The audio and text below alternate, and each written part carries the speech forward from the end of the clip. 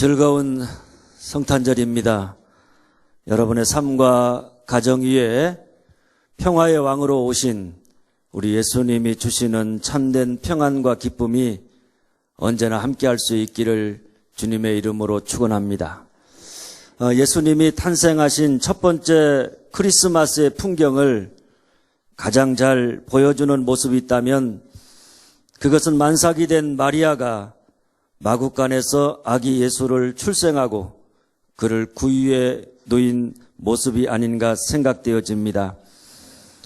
그런데 여관에서가 아니라 마구간에서, 그것도 만삭이 된 마리아가 아기 예수를 마구간에서 힘겹게 낳았다. 이 사실 자체가 어찌 보면 예수님의 탄생이 그 시대 사람들에게 환영받지 못했다, 백성들로부터 관심밖의 일이었다, 거부를 당했다, 이런 모습을 우리에게 보여주고 있는 것입니다. 당시 로마 황제는 온 천하로 다 호적하라고 하는 영을 내렸습니다. 인구 조사를 통해서 더 많은 세금을 거두어 들여서 자신이 통치하는 나라의 기반을 더욱 확고히 하려고 하는 그런 의도였습니다. 그래서 모든 사람들이 황제의 영에 따라서 자신들의 고향에 내려가서 호적을 신고하게 되었고, 요셉과 마리아 역시 만삭이 되었지만은 그들의 고향인 베들레헴으로 호적하러 내려가게 된 것입니다. 그런데 문제는 마리아가 거기에 머물러 있을 그때 해산할 날이 차서 빈방을 찾았지만은 여관에 있을 곳이 없음이로라. 만삭된 마리아와 태어날 아기 예수를 맞이할 여관에 빈방이 없었다고 하는 것입니다. 아마 모르긴 몰라도 요셉이 이곳저곳 여관을 찾아다니면서 만삭이 된 마리아가 편안하게 아이를 낳을 수 있도록 어찌 보면 간절한 마음으로 부탁을 했을 것입니다. 그런데도 불구하고 여관에 있을 곳이 없었다. 아기 예수를 맞이할 빈방이 없었다. 그래서 마구간에서 예수님이 태어나게 되었습니다. 그런 여러분, 예수님의 첫 번째 크리스마스는 아무도 환영하지 아니하고, 아무도 관심을 갖지 아니하고, 아무도 배려하지 않았던, 그야말로 사람들로부터 무시되어진 초라한 마구간에서 그저 요셉과 마리아 그리고 구유에 누인 아기 예수의 모습이 전부라고 해도 과언이 아닙니다.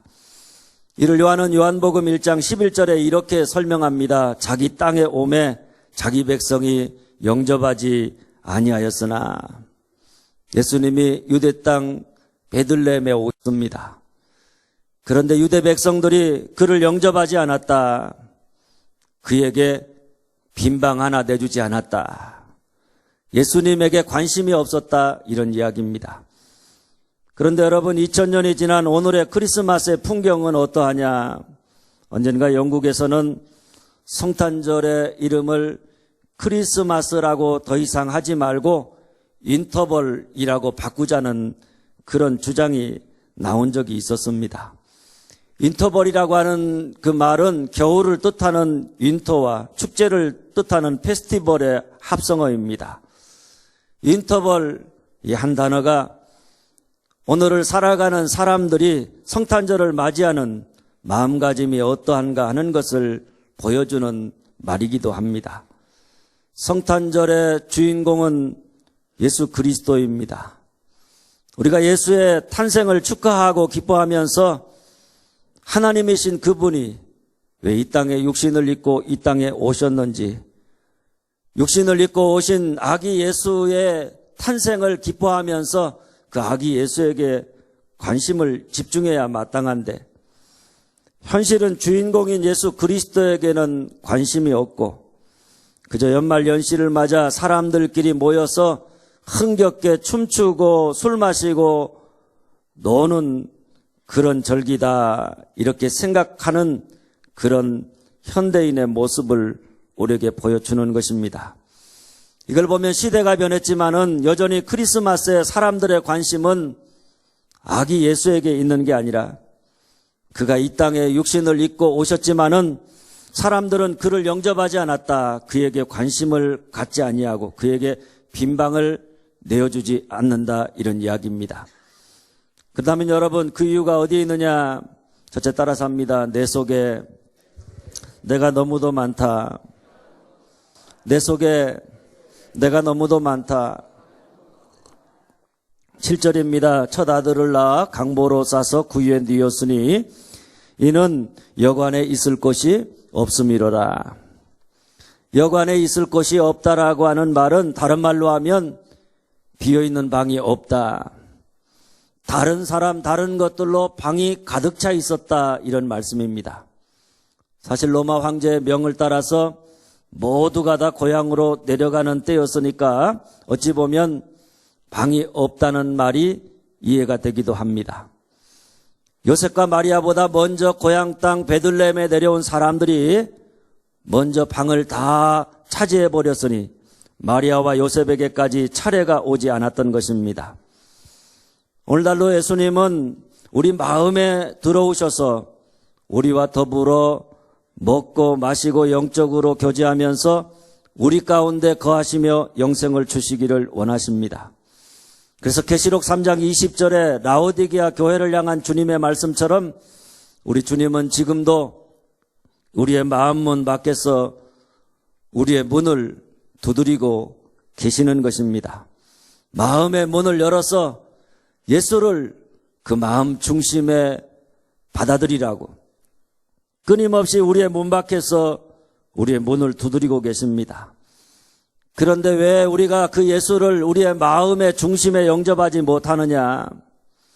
우리가 예수를 왕으로, 나의 주님으로 내 삶의 중심에 모시고 그 예수님과 함께 그분과 더불어 살아가지 못하느냐? 아마 모르긴 몰라도 우리 마음이 이미 세상의 것들로 가득 차 버렸기 때문입니다. 내 속에 내가 좋아하는, 내가 관심을 갖는 세상의 것들이 너무나 많이 있기 때문에 예수님을 받아들일 그런 마음의 공간이, 빈 방이 우리에게 없다는 이야기입니다. 그래서 마음이 없는 것이 아니라 사실은 그 마음 속에 세상의 것들이 너무나 많이 자리 잡고 있기 때문에 우리가 그것을 버리지 못하고 비우지 못해서 우리가 예수를 영접하지 못하고 예수님과 함께하지 못하고 여전히 예수를 믿는다 하면서도 예수를 왕으로 모시지 못하고 내 마음 문 밖에 세워두고 있는 것입니다. 그러니 우리가 하나님의 말씀을 들어도 우리 마음에 이미 먹고 마시고 장가가는 세상 일들에 대한 관심과 마음이 가득 차 있기 때문에 그 말씀이 우리 속에 들어와서 역사할 자리가 없는 것입니다.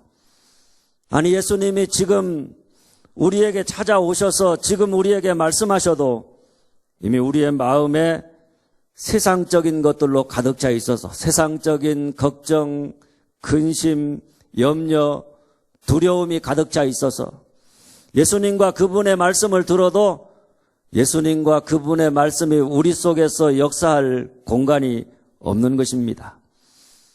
시인과 천장의 하덕규 씨는 이런 우리의 마음을 가시나무 새와 같다고 노래합니다. 내 속엔 내가 너무도 많아 당신의 쉴 곳 없네.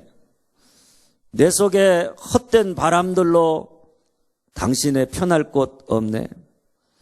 내 속에 내가 어쩔 수 없는 어둠, 당신의 쉴 자리를 뺏고 내 속엔 내가 이길 수 없는 슬픔, 무성한 가시나무 숲 같네. 여러분 어떠십니까? 오늘 여러분의 마음은 무엇으로 가득 차 있는가 하는 것입니다. 예수님이 찾아오셨는데 예수님을 기쁨으로 영접할 마음의 빈방이 여러분에게 준비되어 있느냐? 예수님이 우리의 문 밖에서 문을 끊임없이 두드리고 계시는데 그 예수님을 기쁨으로 영접할 마음의 빈방이 마련되어 있는가 하는 질문입니다. 성탄절에 오늘 우리가 해야 할 가장 중요한 일은 우리 마음을 비우는 일입니다. 2000년 전 아기 예수가 이 땅에 오셨을 때 집집마다 다른 사람들로 꽉 차서 아기 예수가 머무를 곳이 없었던 것처럼 우리 마음에도 세상적인 것들로 가득 차서 나를 구원하러 오신 하나님의 아들을 모시지 못하는 불행이 없도록 우리가 끊임없이 우리의 마음을 비우고 예수님과 예수님의 말씀이 우리 마음속에 충만하게 머물 수 있도록 해야 하는 것입니다. 그런데 현실을 보면 사람들이 너무나 바쁩니다. 세상의 것들에 너무 깊이 빠져서 살아갑니다. 경쟁한다, 어쩔 수 없다라고 하는 핑계를 대면서 너무나 많은 사람들이 세상의 것들로 그 마음을 가득 채운 채 살아가고 있다는 이야기입니다. 무엇을 먹을까? 무엇을 마실까? 무엇을 입을까 염려하며 살아가는 것이 주님의 나라와 의를 위하는 것보다 훨씬 더 중요하고 훨씬 더 큰 비중으로 자리하고 있는 것을 보게 되어집니다. 그러니 아무리 주님이 우리에게 찾아오셔도, 아무리 주님이 우리에게 말씀하셔도 첫 번째 크리스마스의 여관 주인들처럼 우리 마음의 방에 주님이 있을 곳이 없는 사람들, 그런 사람들이 너무나 많이 있는 것을 보게 되어집니다. 그래서 예수 믿는다고 하지만 오늘처럼 이렇게 주의 전에 나와 예배 드리고 있다고 하지만은 정작 예수님 없이 신앙생활하는 사람들이 얼마나 많이 있는지 모릅니다. 그러니 오늘 우리가 성탄 예배를 드리면서 무엇보다 내 마음에 지금 무엇으로 내 마음이 가득 차 있는지 점검해보고 내 마음의 방을 주님께 온전히 비워드리는 자가 되어야 하는 줄 믿으시기를 바랍니다. 오래전에 가이드 포스트지에 실린 재미있는 이야기입니다. 윌리라고 하는 소년이 크리스마스 연극 연습을 하게 되었습니다.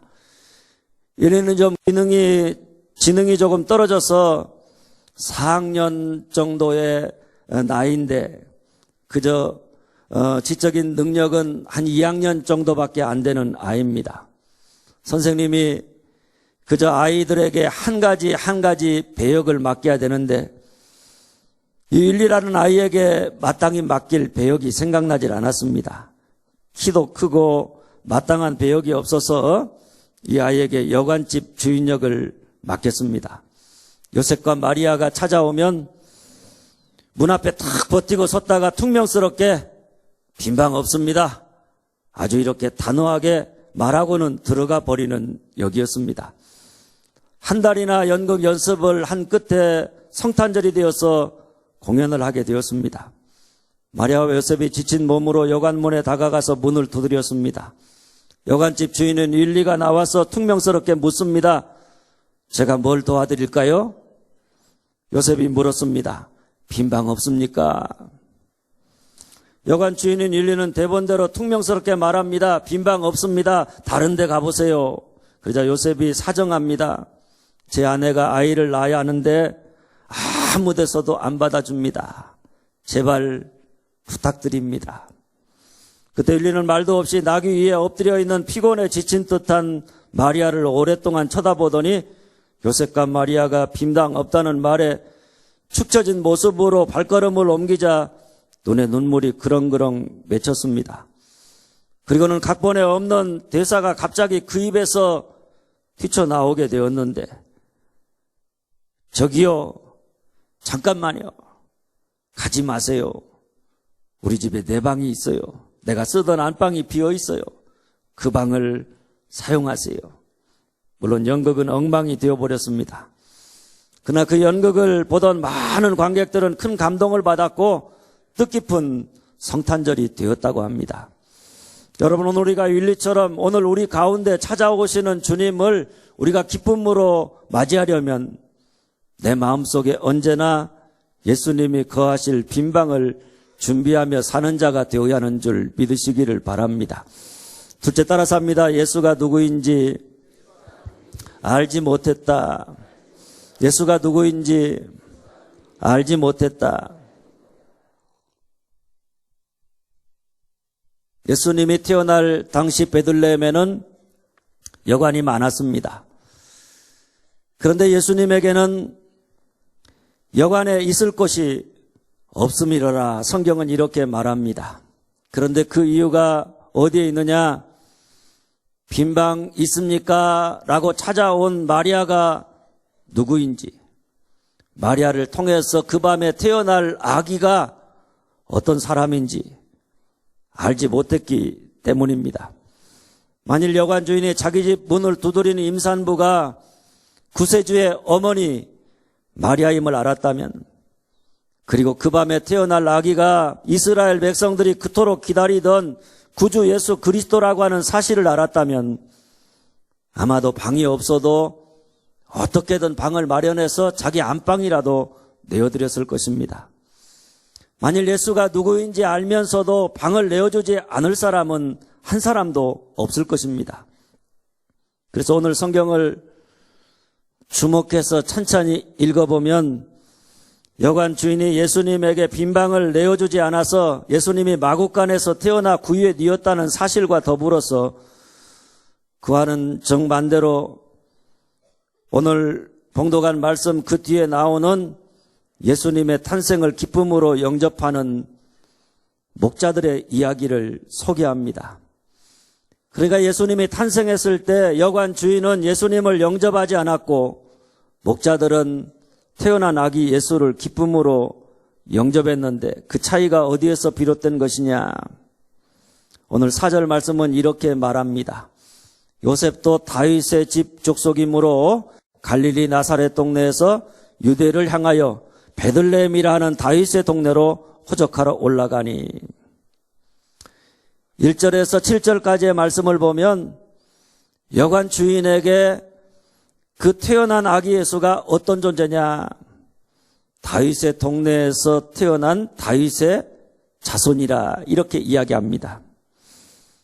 그러니까 여관 주인에게 마리아나 이 아이는 그냥 다윗의 자손들 중에 한 사람에 불과했던 것입니다. 그래서 여관에 있을 곳이 없음이로라. 예수를 위해 특별히 내어줄 빈방이 없었다. 성경은 이렇게 이야기합니다. 반면에 11절 말씀입니다. 오늘 다윗의 동네에 너희를 위하여 구주가 나셨으니 곧 그리스도 주시니라. 7절에 보면 첫 아들을 낳아 이렇게 말할 뿐입니다. 그 아이가 여관 주인에게는 그저 다윗의 집의 요셉의 첫 아들이다, 이런 이야기입니다. 그런데 천사들이 목자들에게 전한 소식은 너희를 위하여 구주가 나셨으니 곧 그리스도 주시니라. 태어날 아이가 그냥 다윗의 집 족속의 요셉의 첫 아들이 아니라 너희를 위한 구주라고 하는 이야기입니다. 할렐루야. 그러니 목자들은 태어난 아이가 누구인지 그가 바로 우리를 위한 구주라고 하는 사실을 잘 알고 있었기에 그분을 기쁨으로 영접하고 찬양할 수가 있었던 것입니다. 오늘 우리도 마찬가지입니다.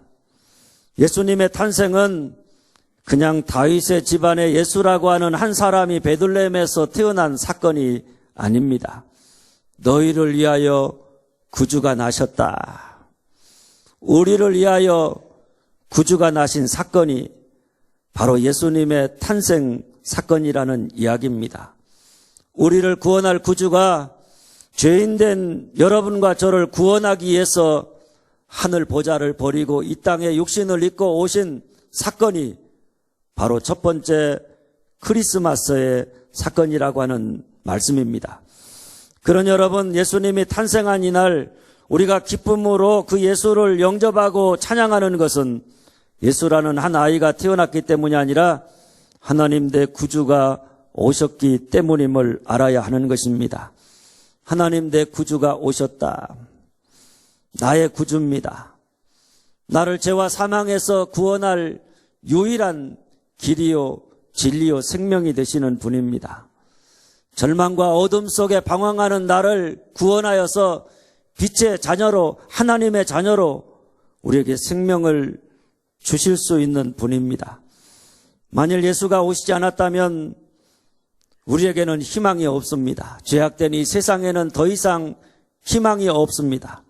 여전히 죄 가운데 살다가 진노 아래 살다가 하나님의 심판과 멸망을 받을 수밖에 없는 것입니다. 그런데 하나님 내 구주가 오셨다. 우리를 죄와 사망에서 구원하기 위해 아기 예수가 이 땅에 오셨다. 이 땅에 참된 평화와 생명을 주기 위해서 하나님이 아들 예수를 이 땅에 보내셨다. 할렐루야. 그런 여러분, 예수가 누구인가? 예수가 나를 구원하기에 오신 나의 구주이시다. 우리가 이 사실을 분명히 안다면 우리는 오늘 또 우리 삶의 어둠과 절망 속에, 우리의 삶의 죄악 속에서 끊임없이 주님이 이 땅에 오심을 감사하면서 빛으로 오신 주님, 내 삶의 어둠 속에 오시옵소서. 오셔서 내 삶의 어둠 가운데 나를 구원하시고 나에게 빛을 비추어 주시옵소서. 간절한 마음으로 주님을 기쁨으로 영접하게 되어져 있는 줄 믿으시기를 바랍니다. 셋째, 따라서 합니다. 지극히 작은 자에 대한 사랑이 없다. 지극히 작은 사랑이 없다. 6절 7절입니다. 해산할 날이 차서 여관에 있을 곳이 없음이로라. 분명 마리아가 거기 있었을 때 해산할 날이 찼습니다. 그런데 문제는 여관에 있을 곳이 없었다는 것입니다. 여러분, 마리아가 해산할 날이 찼다, 그 모습을 우리가 생각해 보면 배가 불러서 힘겹게 걷는, 그리고 힘겨워하는 마리아의 모습을 생각해 볼 수가 있습니다. 그런데 그런 마리아가 여관에 들어가서 아이를 출산하려고 해도 그가 차지할 빈방이 없었다고 하는 것은 그저 물리적으로 방이 없다는 문제만은 아니라고 하는 이야기입니다. 만일 누군가가 해산을 앞둔 마리아의 모습을 보았다거나 아니면 그의 안타까운 사정을 들었다면, 그리고 거기에 관심을 갖고 돌보았다면 얼마든지 그가 태어날 따뜻한 방이 마련되어졌을 것입니다. 그런데 그 당시 여관주의를 비롯한 사람들은 해산할 날이 찬 여인을 보고서도 외면했습니다. 남이야 어떠하든 간에 내 배만 따뜻하고 부르면 그것으로 충분하다고 생각했습니다. 자기밖에는 몰랐다는 이야기입니다. 그러나 여러분, 만일 그들이 평상시에 다른 사람의 어려움을 보고 관심을 갖는 그런 참된 사랑, 그 사랑의 마음, 긍휼의 마음을 가지고 살았다면 해산할 날이 찬 마리아와 마구간에서 태어난 아기 예수를 외면하지 아니하고 기쁨으로 영접했을지도 모르는 것입니다. 결국 어려운 이웃, 고통 속에서 신음하는 사람들, 지극히 작은 한 사람, 그 한 사람에 대한 사랑이 있느냐 없느냐가 예수를 영접하게도 하고 배척하게도 한다는 말씀입니다. 그래서 우리 주님은 마태복음 25장의 마지막 날 심판의 비유에서 이렇게 말씀하셨습니다. 지극히 작은 자 한 사람에게 한 것이 곧 내게 한 것이니라. 지극히 작은 자 한 사람에게 한 것이 내게 한 것이다. 지극히 작은 자 한 사람과 자기 자신을 동일시하셨습니다. 우리가 지극히 작은 자 한 사람에게 관심을 갖고 그에게 사랑을 베푼다. 그러면 그것은 곧 주님에게 한 것과 같다는 그런 말씀입니다. 지극히 작은 자 한 사람을 내가 영접하면 주님을 영접한 것과 마찬가지다, 이런 이야기입니다. 이 말은 주님이 지극히 작은 자로 우리에게 찾아오신다는 말씀이기도 하고, 또한 우리 예수님은 지극히 작은 자에게 관심을 가지고 그들과 함께하고 계신다는 말씀이기도 합니다. 둘 중에 뭐가 되었든 분명한 것은 우리가 예수 믿는다면, 우리가 정말로 주님을 기쁨으로 영접하기를 원한다면 우리의 관심이 지극히 큰 자가 아니라 지극히 작은 자, 내게 아무런 도움도, 내게 아무런 이익도 안겨다 줄 수 없는, 오히려 나의 사랑과 나의 관심과 돌봄이 필요한 지극히 작은 자 한 사람 한 사람을 대할 때마다 우리가 주님을 대하듯 해야 된다, 이런 말씀입니다. 이철환 씨가 쓴 연탄길이라고 하는 유명한 책에 나오는 이야기입니다. 지금과 같이 한 해가 저물어가는 때입니다. 저녁 무렵에 중국집에 한 여자아이가 동생 둘을 데리고 나타났습니다. 초라한 차림의 아이들은 잠시 머뭇거리다가 주방에서 가장 가까운 테이블에 자리를 잡더니 짜장면을 시킵니다. 그런데 아이들은 셋인데 여기 짜장면 2개만 주세요. 이렇게 2개만 시킵니다. 주방에 있던 주인 아주머니가 이 아이들이 서로 주고받는 이야기를 가만히 들어보니까 대충 이런 이야기입니다. 부모님이 돌아가셨고 아이들 셋이 왔는데 누나가 짜장면 2개만 시키니까 동생들이 누나의 마음을 이해하지 못하고 누나는 왜 안 시켜? 짜장면 정말 맛있는데 이렇게 묻습니다. 그러자 누나가 하는 말이 누나는 배가 아파서 먹을 수 없으니까 너희들이나 맛있게 먹어 이렇게 말을 합니다. 이야기를 듣고 있던 아주머니가 가슴이 아팠습니다. 그래서 주방에서 나와서 이 아이들에게 아는 체를 합니다. 자기는 엄마 친구인데 여기서 너희들을 보게 되다니 정말 기쁘다고. 엄마 아빠가 돌아가신 다음에 어떻게 지내느냐고 이렇게 묻습니다. 그리고는 얼른 주방에 들어가서 탕수육과 짜장면 3그릇을 만들어서 내놓았습니다. 그리고 아이들에게 혹시 짜장면 먹고 싶으면 언제든지 또 오라고 말하면서 아이들을 보냅니다. 그런데 사실 그 주인 아주머니는 그날 처음 가게에서 그 아이들을 보았습니다. 그런데 우연히 그들의 처지를 알고 아이들에게 상처를 주지 않고 사랑하기 위해서 마치 자기가 그 아이들의 엄마의 친구인 것처럼 그렇게 행세를 했다는 이야기입니다. 성경은 말세가 되면 사랑이 식어진다고 우리에게 경고합니다. 그 사랑이란 다른 것 아닙니다. 이기적인 사랑이 아니라 이타적인 사랑입니다. 지극히 큰 자에 대한 사랑이 아니라 지극히 작은 한 사람 한 사람에 대한 관심과 사랑이 식어진다. 그것은 곧 우리가 주님을 만날 수 없게 된다는 말이기도 한 것입니다. 그러니 우리가 주님을 기쁨으로 영접하려면 무엇보다 지극히 작은 자에 대한 사랑, 관심, 배려를 회복해야 하는 줄 믿으시기를 바랍니다. 사랑하는 여러분, 예수님이 태어나던 첫 번째 크리스마스 그날 여관은 많았지만 마리아와 아기 예수가 거할 빈방은 없었습니다. 예수님이 유대 땅 베들레헴에 오셨지만은 유대 백성들이 그를 영접하지 않았습니다. 그에게 내줄 빈방이 없었습니다. 그런데 그 이유가 뭐냐? 첫째 따라서 합니다. 내 속에 내가 너무도 많다. 내 속에 내가 너무도 많다. 둘째, 예수가 누구인지 알지 못했다. 예수가 누구인지 알지 못했다. 셋째, 지극히 작은 자에 대한 사랑이 없다. 지극히 작은 자에 대한 사랑이 없다. 그렇다면 여러분, 오늘 우리는 어떻습니까? 내 마음에 예수님을 위한 빈방이 언제나 마련되어 있느냐? 예수가 나의 구주이심을 확실히 알고 있느냐? 지극히 작은 자에 대한 사랑과 관심과 배려가 오늘 우리의 삶 속에 늘 자리하고 있느냐?